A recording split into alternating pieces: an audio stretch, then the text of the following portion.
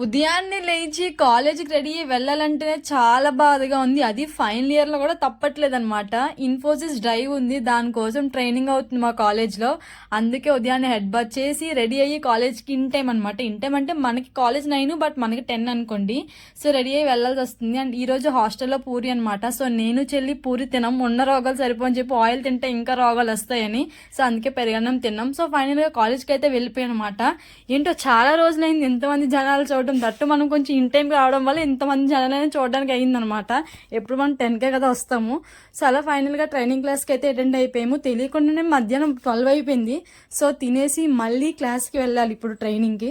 So అలా మధ్యాహ్నం friends అందరితో అలా అలా అయిపోయింది అనమాట. సో అండ్ మనకి మధ్యలో గ్యాప్ దొరికితే చాలు. సో మిర్రర్ చూసుకోవడానికి వాష్రూమ్కి వెళ్ళిపోతాము. అండ్ ఇంకా మా వాళ్ళ గ్యాప్ దొరికితే చాలు హెయిర్ స్టైల్ మార్చుతూనే ఉంటారనమాట. బ్రేక్ టైంలో కూడా మనం వీడియోస్ తీస్తూనే ఉంటాం వాళ్ళకి.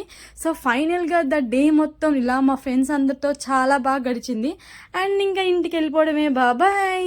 ఏంటో ఫ్రెండ్స్ అంటే తెలియకునే రోజంతా బాగా గడిచిపోతుంది కదా. హాస్టల్లో అలా ఒంటరిగా ఉండి తినేసి పడుకోవడం కన్నా కాలేజ్కి వచ్చి ఇలా ఫ్రెండ్స్ ఎంజాయ్ చేస్తే చాలా బాగుందని అనిపించింది అనమాట. సో మళ్ళీ కలుద్దాం, బాయ్.